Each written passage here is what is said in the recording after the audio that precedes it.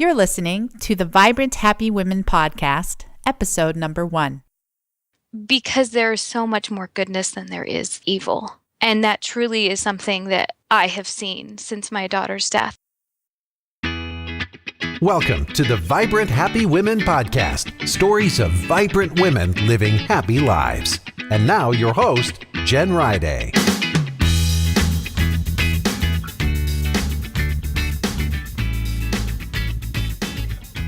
Hi there. Welcome to Vibrant Happy Women.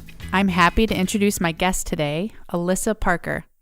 Alissa is the mother of Emily Parker, who was killed in the Sandy Hook Elementary School shooting in 2012. She lives in Washington State with her husband, Robbie, and daughters Madeline and Samantha, and she blogs about their family's journey through the grieving process after Emily's death at theparker5.com. Alissa founded the Emily Parker Art Connection, a nonprofit donating 100% of proceeds to support community art programs.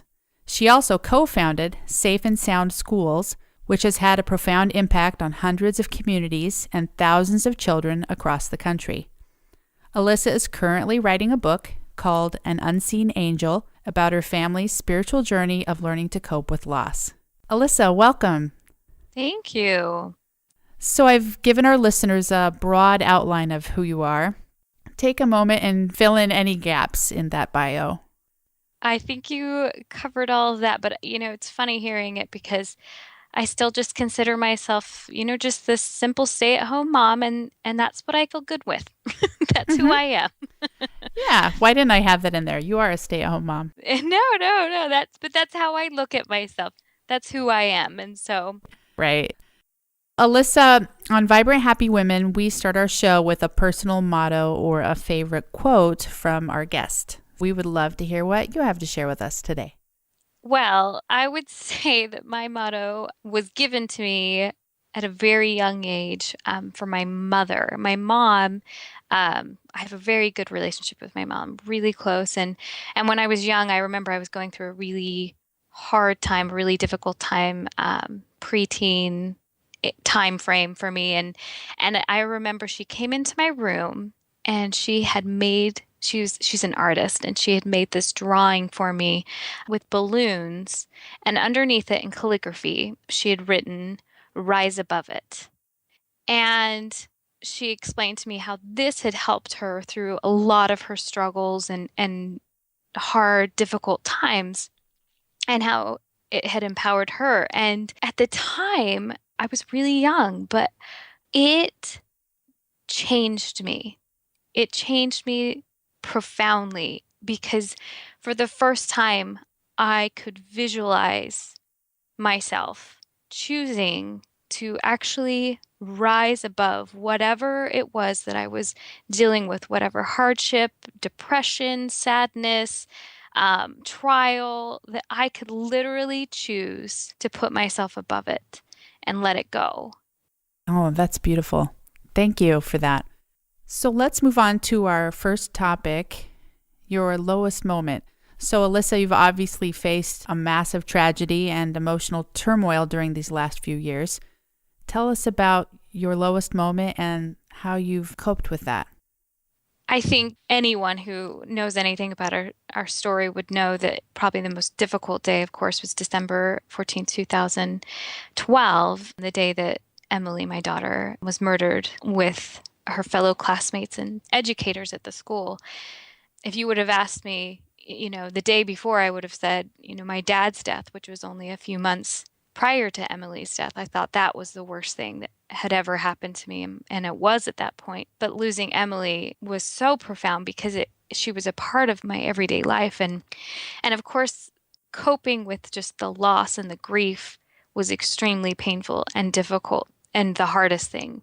But the thing that I hadn't really anticipated was how much it would affect my day-to-day life, how much it would affect my functionality as an individual. All of a sudden, I couldn't do the dishes. I couldn't cook a meal. I couldn't play with my kids.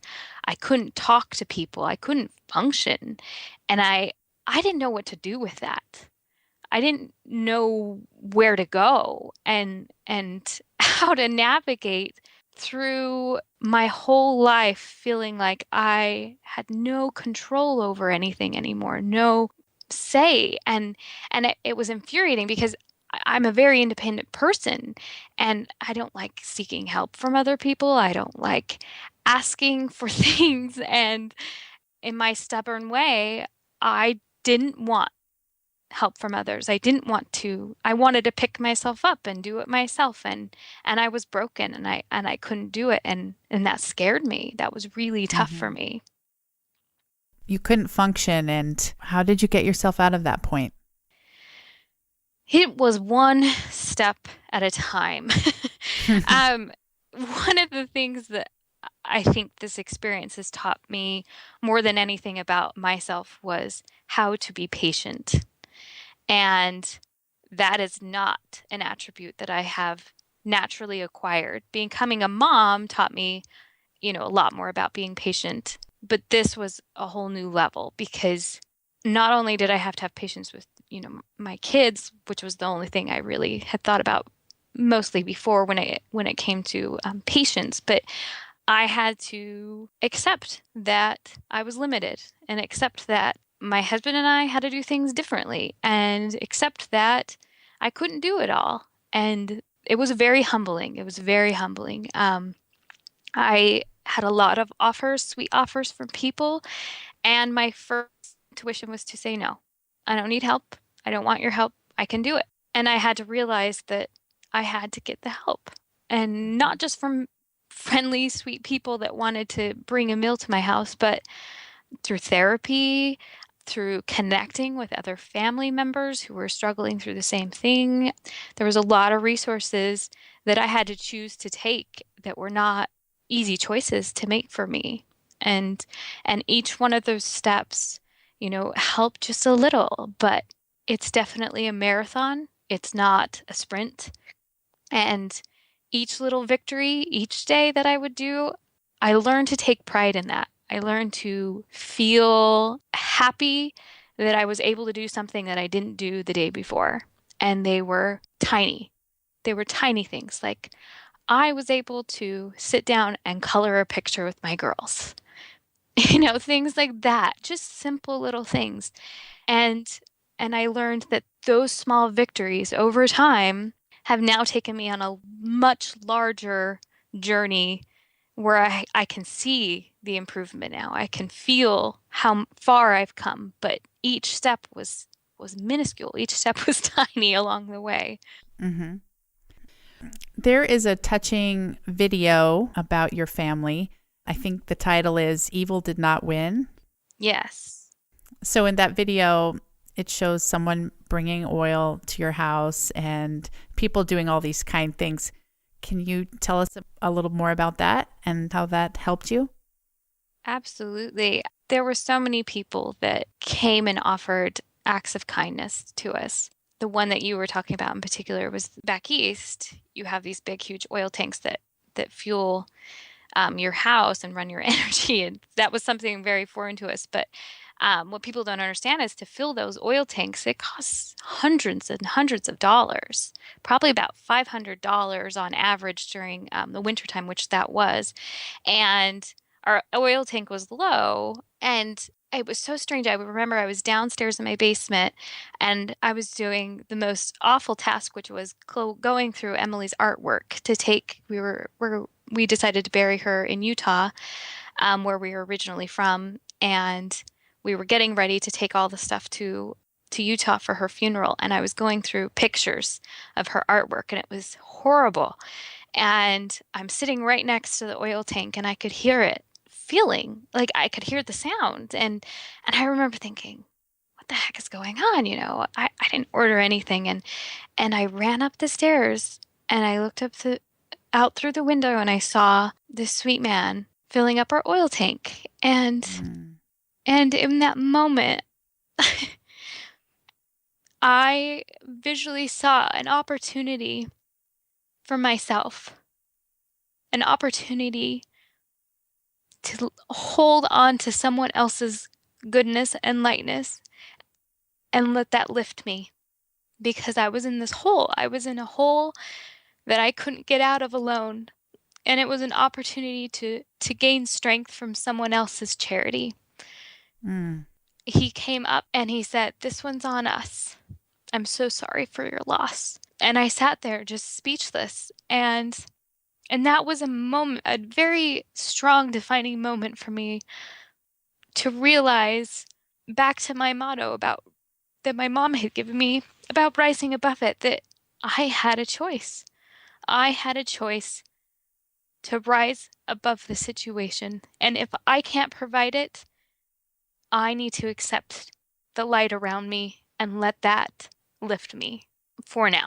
Mm-hmm. Maybe I'll get to the point where I can do it for myself. And so there were so many other sweet things that people had done. We had a neighbor of ours that her son had been killed by a drunk driver. And she came by and said, "I'm in a position to serve. All my kids are gone, and I have this one child that's still at home who's a special needs child. He's in his 20s, and I'm home with him a lot. And I'm in the position that I can serve you. I would love to take your daughters once a week to give you some time to be by yourself." She goes, "I Mm-hmm. know how important that time is, and it's hard when you have kids that demand so much of your attention."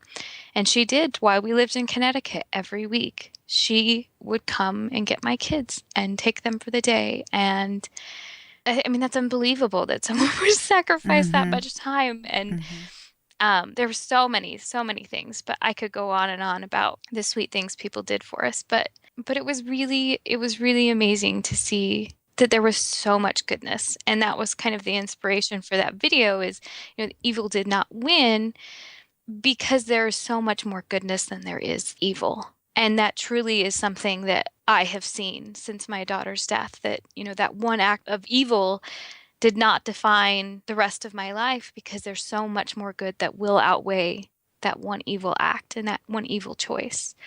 Mm. And that's what those people showed me, was that it still existed and it was still all around me. I get chills hearing that story.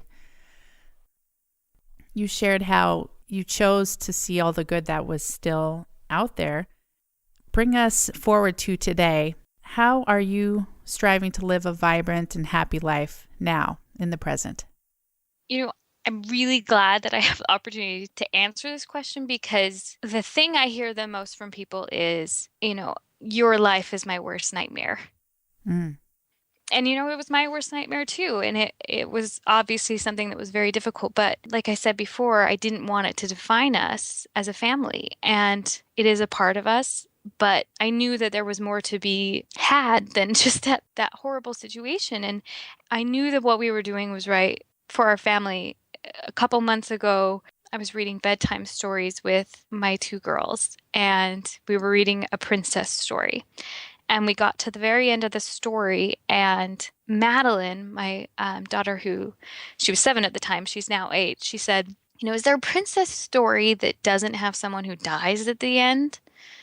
And so we kind of were thinking, going through the list of all the different princess stories, and we couldn't come up with one that didn't have someone die in the story. And Samantha, who was 6 at the time, said, "Oh my gosh, Mom, we are just like the princesses in these stories. They had someone die in their story, and they all lived happily ever after, just like us." Aww. And it was like this moment where I felt validated that Mm-hmm. all the work that we put in into making sure that, our daughters' lives were full of happiness and joy, that what she was saying was not an act. We were happy. We are happy. And that's a moment that I wish I could share with everyone, because I get so often the sad, the sad, sweet faces of people, feeling so bad for us. And what I wish they could feel was that moment of pure joy with my daughters. And when I said, "Did you know that, a lot of people don't understand how our family can have a happily ever after. Why do you think we have a happily ever after?" And Madeline, the older one, looked at me like I was a little slow and just said, "Because we're happy." And, and there was so much truth to that. Our family is a very normal, happy family, and it's taken a lot of work to sort through this, and we'll probably be sorting through the emotions of this for a long time. There's still struggles that we have and our children have, of course, but that doesn't mean that we're not happy and that our life is not full of joy and love. And so in that moment, I knew that all that struggle, all that hard work, that we had a victory, that we had made an impact on these girls' lives that was a positive impact, which as a mother, that is your goal. Your goal is to be the best mother you can for your kids. And I felt so much joy that they felt that the same way I did. Many of our listeners are struggling with a low point, and I find it so inspiring how far you've come. What actionable advice would you give our listeners if they're struggling with a sad time or a hard time in their lives? It's funny because the more anxiety I have accrued from this experience, the less stress I have, because anxiety has caused me to simplify my life. And by simplifying and taking out all those added things that weren't necessary, I found that I've been able to manage that anxiety and stress much better. And so, when I think about what I would say that works for me, it's simplifying my life and appreciating my blessings. And when I can focus on the good that is happening around me and I simplify all the unnecessary things, it's manageable. I can work through it and I can process it. And I will tell you, at some points in my life, that simplification was in drastic measures. I mean, I didn't have a lot that I allowed to be put on my plate because my focus was my family and myself. And I gradually was able to gain that endurance and that strength and add more to that plate. But that simplification and that recognizing of the good around me, was my lifeline, which was able to help me find that happiness again. And would you say your life is still much simpler than it used to be before 2012? Yes. How does that look? Explain what that looks like for those of us who have a hard time simplifying. I learned to say no. I learned to say no to things that I don't need in my life. And we bought a house. We've since moved from Connecticut to Washington, and we bought a house, has 3 acres, separation from a lot of people. We have chickens, we've made it a simplified life for ourselves. But I realized that prior to this, I held on a lot to other people's problems, other people around me. I took on the emotion of their struggles. And this has taught me to have a lot of empathy for people, but at the same time, not carry their burdens. And that was hard for me. That was very hard for me to learn, that I couldn't manage other people's grief and loss for my daughter.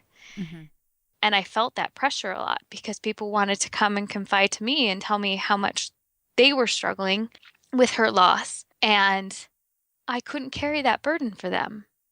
I couldn't be the person that comforted them. And I had to learn to say that, to say, I can't hold this for you. I can't help you. And that's hard. And that was hard for me to delegate that to someone else. And say, you're going to have to, here's some resources. These are things you're going to have to do, but I can't carry this for you. And that same method has translated into other types of relationships, and me just learning to manage my emotions and my time more effectively. And so you talked about not taking other people's emotions on you. How did that work in your marriage as you're both trying to cope with that loss? Right. That was tricky. And the best way I can describe the emotional status of my husband and I after Emily died, it was like emotions on steroids. Everything you felt was exaggerated. It was amplified. And that is a lot of emotion to contain. And Mm-hmm. so you can't contain it. It's not healthy to contain it. So how do you let it out? How do you talk about it in a way that is healthy? And that's Right. tricky. And so my husband and I, we worked really hard at it, and it took a lot of understanding and ground rules for us. We had to establish when we needed to vent, when we needed to let it something out that we couldn't take, the other person couldn't take anything personal. They had to just kind of take it, but the person who was letting it out had to make sure that they weren't saying anything that was hurtful or Mm-hmm. mean specific to that person, like saying, you know, insults or something that you had to play fair, I guess. So, but we would take turns. We would take turns on good days that I was having and he was having bad days. He would vent and I would have to just sit there and let him do it and let him get it out. And then on my bad days, he would do the same for me. And we had to not be offended and let them Mm-hmm. have that moment. Let us get it out without any stipulations that there was repercussions for what we were saying, that Mm-hmm. understanding that it was just necessary. It was necessary for us to communicate that way. Alissa, it strikes me that forgiveness would be a big part of your journey. Do you have anything to say on that topic? It's interesting, after Emily died, forgiveness was, I've always been taught, I'm very religious, and I've always been taught that, you are required to forgive others. And that was something that was really difficult in the beginning for me to even imagine doing. And it wasn't just because I was hurt. I just didn't have the desire to even put the effort into it. I just didn't care. I Mm-hmm. really didn't feel like I needed to put any energy towards something that it was beneath me. I didn't even want to care. But as time went on, it's been interesting how just certain things naturally have happened. And, because I'm a spiritual person, I really feel like they were sweet little gifts from up above that really softened my heart over time and have allowed me to feel forgiveness in my heart. And what I didn't understand before, I always imagined forgiveness as kind of a one and done thing. You come to a moment where you say, I forgive you, and then, ta-da, it's done. And that's not the case in this situation for me. Forgiveness happens constantly.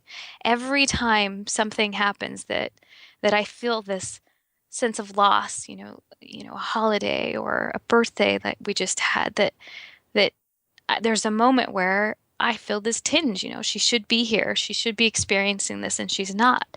And I have to choose to forgive over and over. Every time there's a new loss, I have to make that choice. Mm-hmm.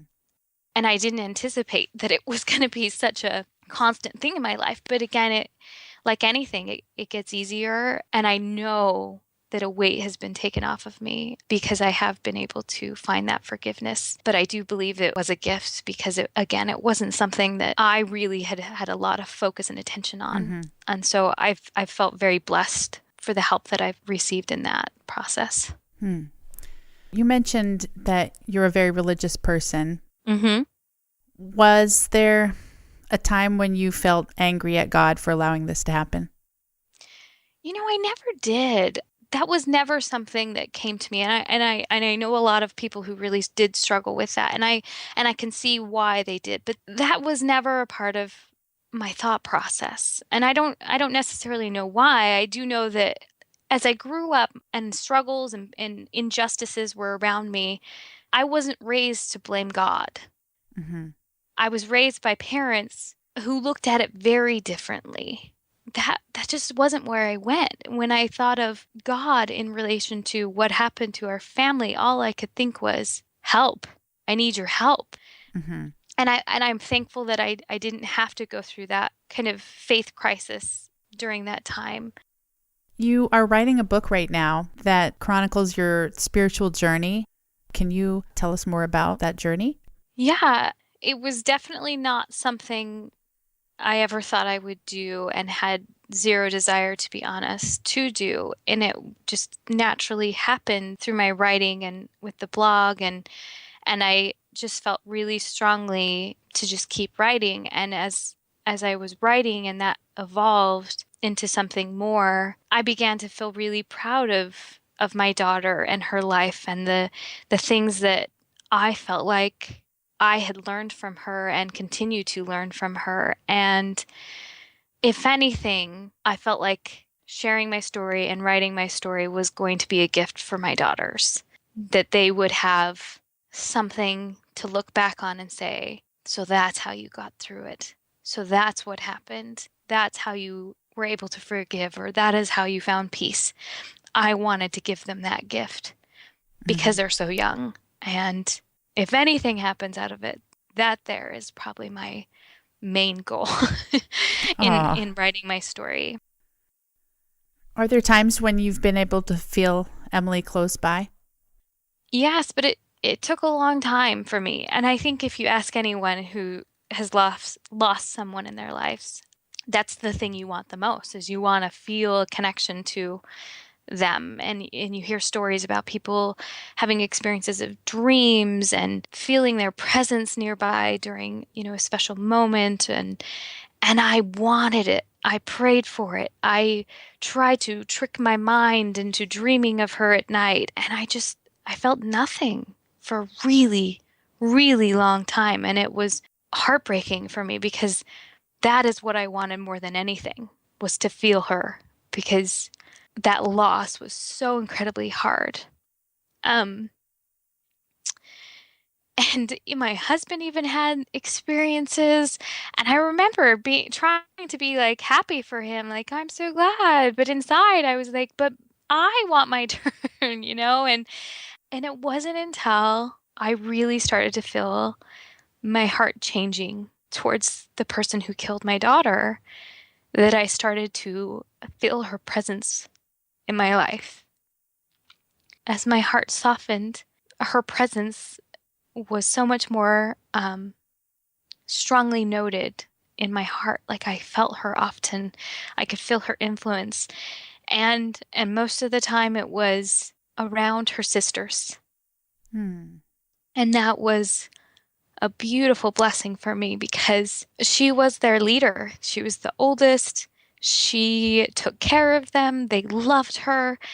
And for me to see that relationship was still there, that she was a sweet angel looking over her sisters, comforted me in a way that nothing else could. And there were so many amazing experiences that happened in our family that showed me without a doubt that we were still connected and that she's still, a part of our family. And that was why I named our blog The Parker Five in the first place, was because I did feel strongly that our family is still a family of five because she's still a part of us. So you mentioned you feel Emily is an angel in your lives. Can you expand on that? Yeah. And, this was actually a question I posed to a lot of people on my blog. I made a blog post because I was thinking so much about heaven and what heaven looked like. And I wanted to hear what other people thought heaven looked like. And so I asked the question, what does heaven look like to you? And it was very interesting to see people's responses to that post, because these were people from all different faiths, all different walks of life. And yet the experiences that they had were very similar to mine. And I found that so interesting, that our experiences with those that we had lost were so similar and so connected. And all of them, you hear a lot about feeling that presence with you. And until I had experienced that, I don't know if I could have articulated it and anticipated how that would feel. And having experienced it, I still struggle with it, because how do you explain a feeling? How do you explain an emotion that only you understand? And it was based on a relationship, a feeling, and a connection that I had that is very specific to her. And when I feel that feeling, it's undeniable that her presence is there. And that is what I kept hearing from other people, was knowing that was that person and knowing that they were still with them. And that was very comforting for me because it validated a lot of the experiences that I had as well. Mm-hmm. A sacred experience. It really is. Mm-hmm. Well, thanks for sharing that. I know that's very personal, but it's beautiful to hear how you've found comfort in her presence and how you've been able to forgive and go forward. So thank you for sharing that. Thank you. Since moving to Washington, you have this farm and you have chickens. Are you still active with your nonprofits? Yes, I still do a lot of speaking with school safety. We could have created a lot of free material online to parents and community members to continue to make their schools safer and really feel hopefully inspired to know that they can make a difference, that they can make a change. And so we still do quite a bit with that, with the Emily Art Connection. Actually, downstairs in our house right now, we currently have 6 laundry baskets full of art supplies that we're going to deliver this afternoon. My daughter's birthday was recently, Emily's birthday, and to celebrate her birthday, one of the things that we do is we make a significant donation to an art program, and to be able to help children in a way that was very personal to my daughter. She was an artist and she communicated her emotions and her thoughts through her art, and we wanted to continue to support children who communicated the same way, since art programs are often the first thing that are cut nowadays from schools. So right now today we're going to actually go and deliver these art supplies to an organization that takes art supplies to children who are in the hospital and are suffering from, either terminal affliction or chronic disease. And they go and provide art supplies and teach them different art things. And it's just amazing what they do. And so we have a whole bunch of goodies we're going to go deliver to them today. And we have a lot of other organizations that we've been working with as well and supporting. So it's been really fun. It's been really fun to see where that's gone through the years. So if someone wanted to support one of these causes, what would you recommend that they do? If they just go to either of the sites, the EmilyParkerArtConnection.com or safeandsoundschools.org. And we'll have links to those in our show notes at jenriday.com/1. Alissa, we end our show with a quick round where we ask you a few of your favorite things. Okay. Share a personal habit that contributes to your happiness and success today. Okay, it's going to sound like I'm crazy, but I would say talking to myself. I'm really good at talking to myself now, understanding that is a habit of mine that has helped me probably the most. So what do you talk about? Just trying to understand, why do I feel this way? Why do I not want to do this? Why do I act this way when this person comes in the room? Just understanding the reason for my reactions, my emotional reactions, and just understanding myself has helped me tremendously. And that helps me be successful and simplify my life. And so, yeah, talking to myself. Perfect. I don't think we've had that advice before, but I like it. Share a favorite easy meal that you guys like to eat regularly. So I recently became a vegetarian a couple years ago, and so I've had to revamp all of my recipes. And my go-to one now is this we call it zucchini, but it's zucchini enchilada. And it's just, sautéed zucchini stuffed into an enchilada. It's really good, and everyone likes it. So it's our go-to meal. Great. Could we post the recipe on our show notes? Oh, sure.